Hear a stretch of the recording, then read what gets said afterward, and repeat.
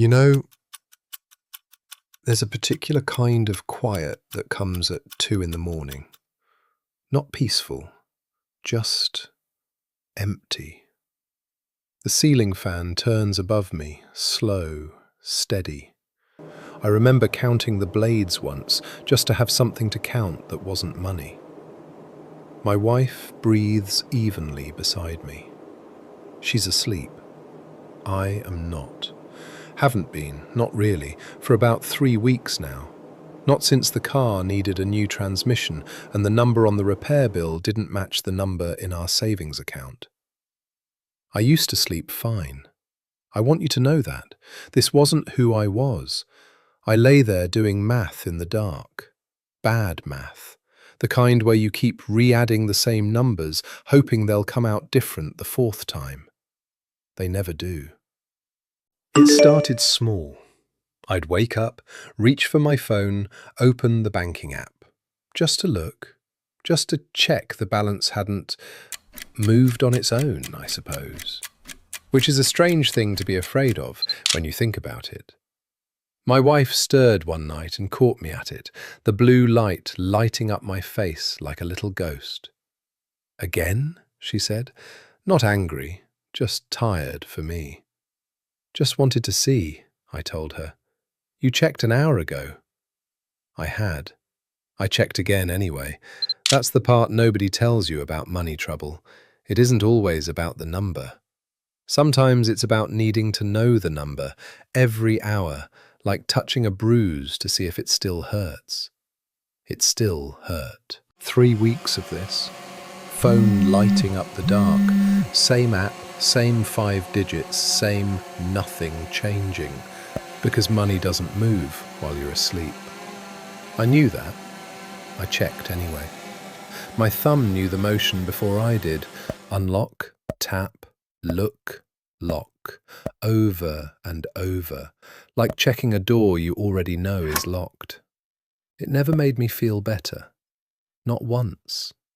It just gave the fear somewhere to go for 30 seconds before it came right back.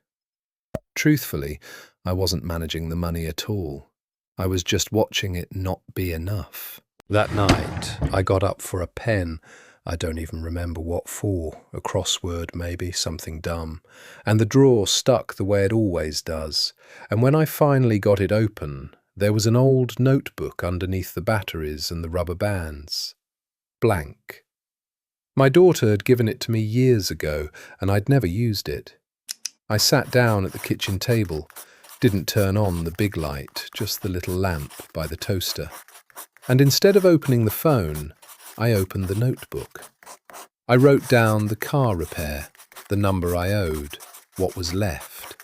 Nothing I didn't already know, but seeing it written in my own hand instead of glowing on a screen at me, I learned that the hard way. Watching a number doesn't change it. Writing it down does something watching never will. It makes it yours to solve instead of something happening to you. I didn't fix anything that night. I just stopped being afraid of the dark for a minute. Funny thing about that hour, it kept showing up on the clock. 2:02, near enough to where I used to wake in a panic. Except now, I wasn't checking anything. I realized it one night, lying there. I hadn't opened the banking app before bed. Used to be 3 times, easy.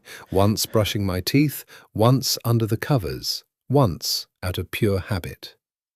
That night, nothing. Just the fan turning. Just my wife breathing next to me, and me breathing too, evenly, for once. The notebook sat on the kitchen table with a dozen pages filled now. Not because the problem was solved, it wasn't. But it had stopped being a stranger. It had a name, a number, a plan. You can sleep next to something you understand. It's the not knowing that keeps you up. I found my wife at the table one morning, coffee in hand, looking at the notebook open beside my empty chair. She didn't say anything about it, just closed it gently, The way you'd close a door on a room someone finally tidied. "You want eggs?" she asked. "Sure," I said. That was the whole conversation. We didn't talk about the car, or the money, or the 3 weeks I spent staring at the ceiling. Some mornings don't need the words. The notebook was just sitting there on the table like it belonged, next to the sugar bowl, next to the newspaper. Ordinary. The way hard things look once you've stopped being afraid of them. The fan's still turning this morning. Same fan. Same slow, steady blades. Funny, nothing about that fan ever changed. Just the man underneath it. I used to think control meant having enough money that you never had to worry. I don't think that anymore. I think control was just knowing where you stood, even when where you stood wasn't where you wanted to be. I learned that the hard way. No, wait, I already told you that part. Maybe you're lying awake somewhere right now. Maybe it's not a car. Maybe it's a card you haven't opened, or a number you already know but haven't written down. I'm not telling you it fixes itself. It doesn't. I'm just telling you what helped. A notebook, a little lamp, and the quiet that comes after once you finally know.